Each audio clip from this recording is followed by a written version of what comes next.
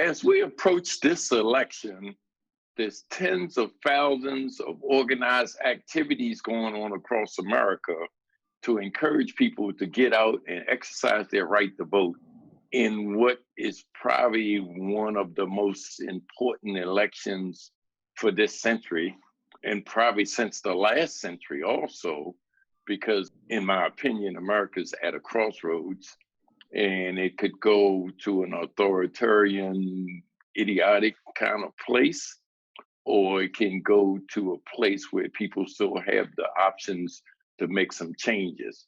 Among those tens of thousands of groups, there's a musical group here in Baltimore, but scattered kind of like around the country, that do hip hop and bluegrass music.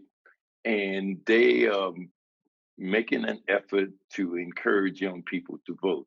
So I have with me today Brian Farrow, and he's part of that group, and he's going to talk about the efforts that they have been making to make some changes in America. Brian, thanks for joining me. It's a real pleasure to be here with you.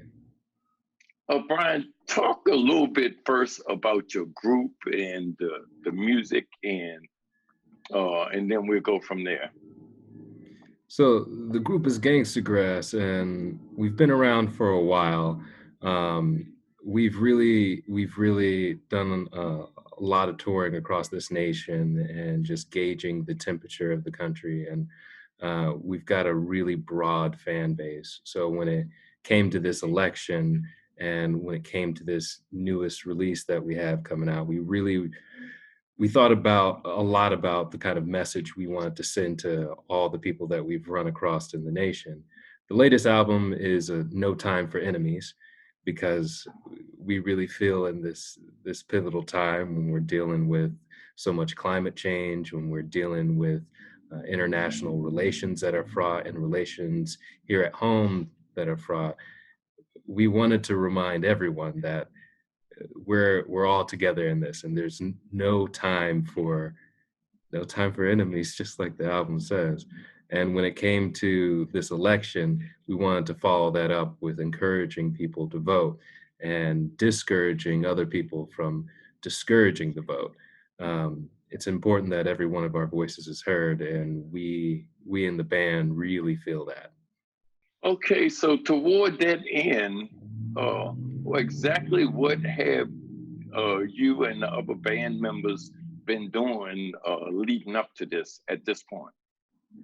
We've released a couple of videos encouraging folks to vote, and we also we do a live stream every Friday where we bring in different experts on different currents of this modern fervor.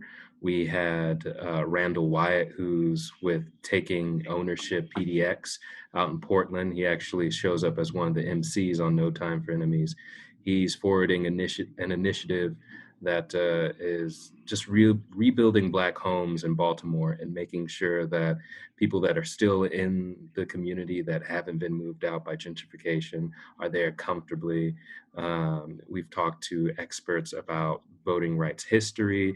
We've talked to another guest that was on the album, Brand J, who's out in Tulsa, Oklahoma, about how they're trying to change the system there and elect the right officials in the government that are going to respect the history of Tulsa and respect the people of Tulsa, no matter what color or creed. They're dealing with a lot of immigration policies that are unhealthy there in Tulsa. And we're continuing to have guests. We took a break for the past 2 weeks on our guests just to talk with the fans and gauge their temperatures, which has been really, really fun, honestly. We always plan some sort of activity for our Friday night get-togethers, and it's been fruitful in that way. And also personally, as a band, we all challenged each other to hype up our get out the vote efforts, either locally or where we're all from. We've got 5 band members.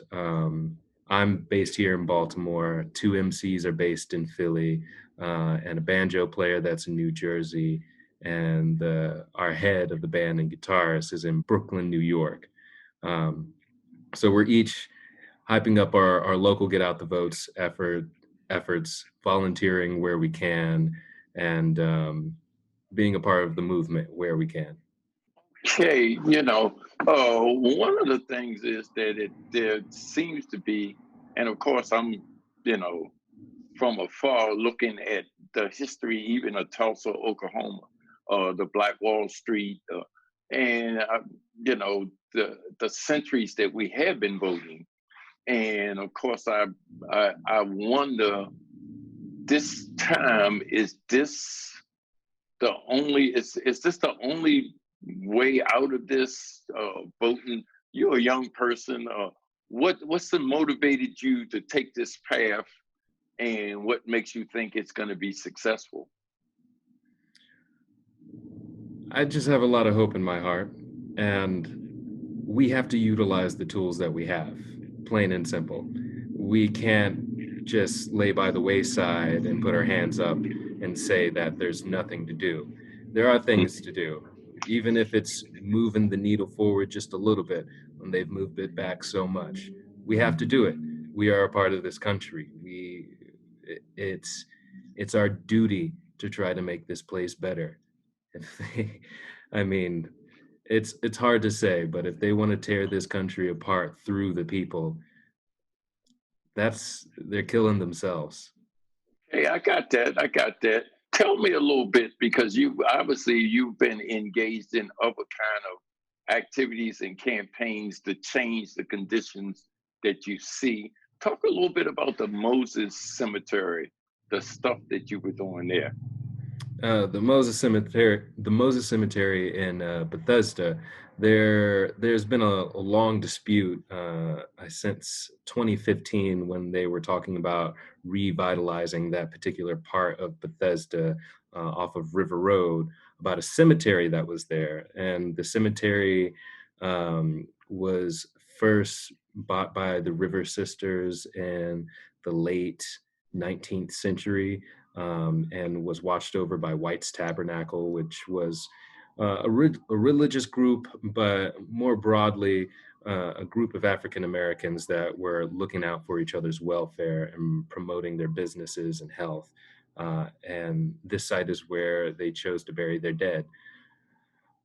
Over the course of a couple of decades, when the white community wanted the land, they started to build around that community that was there and started to build through it. Um, Things like building a sewer through this neighborhood. They were making it a hard place to live, and eventually, through these sorts of efforts, they were able to get those Black folks off of the land. The only real marker to a visual marker to an African American legacy there is with the Macedonia Baptist Church that has been there for, I think, over 100 years now. It's right at 100 years, I believe. Um, Now, it's near and dear to my heart, their struggle to protect the cemetery, or to at least recognize this cemetery, because I've been watching this tide of gentrification across the nation as I tour across the country with Gangstagrass, and I've been touring for at least 8 years now as a musician, and I've seen it before then too, and it's the way we're building up isn't taking into account the history that's already there. It's not incorporating people's voices. All it seeks to do is build for short-term gain. And I just saw this as a situation where we really need to put our feet down and say that we need to do something different. It's also, it racks my brain that the Montgomery County Planning Board isn't able to see that when they're hosting Zoom meetings where they're looking at books about um, redlining and segregation when it comes to housing, but they're not seeing how toxic their current practices are.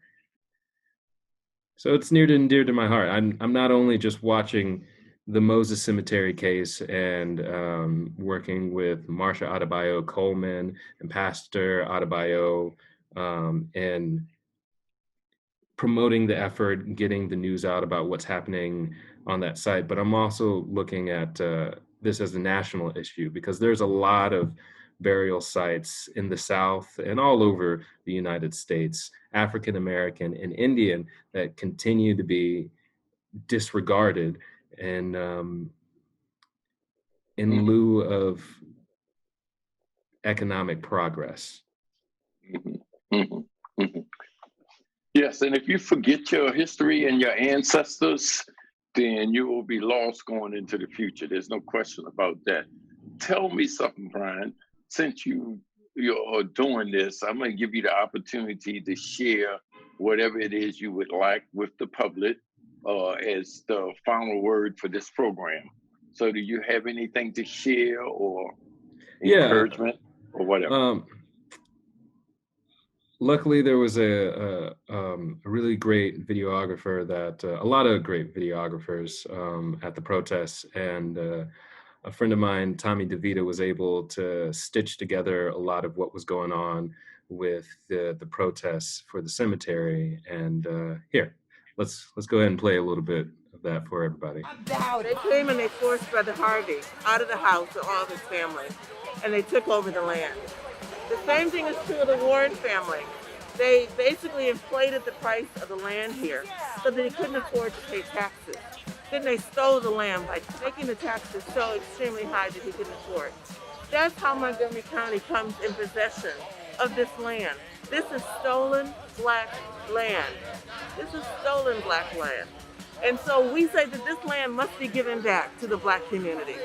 The land does not belong to the self-storage company. It belongs to Macedonia Baptist Church. It belongs to the community here, to the black community here. That's our position. We're not moving. We're not moving. We've lost too much money. We've lost too many lives. Too many people have died. Too many people have sacrificed their lives, their families. It has to end somewhere. And it ends right here on River Road in Bethesda. We have to watch these politicians closely, and it's a new part to put into your life if you haven't already, because these politicians simply see the protests and they wait for the protests to die down, and they do whatever they're going to do. This is a $11 million contract in Bethesda when it comes to the the raising of the cemetery, when it comes to not looking at this site and an ecological way, not looking at this site in a way that incorporates the voices of the people that are around it and want to see better for the land and better for the bodies buried in the land and better for the history of the place. We have to watch these politicians and how they ignore that and vote them out. Our votes matter. When you see people like the county executive, Mark Elrich, putting up his hands and not doing anything about it, we have to vote him out and vote somebody who will listen. When you see the black members of the Montgomery County Board not raising their voices to this issue, we have to vote them out. It's so important that we vote in our local elections because our local elections are what's going to change the tide in the long run. Okay, thank you for joining me. Um, and good luck with your campaign. Thank you very much. It was a pleasure being here with you. Okay. And thank you for joining this episode of Rattling the Bars.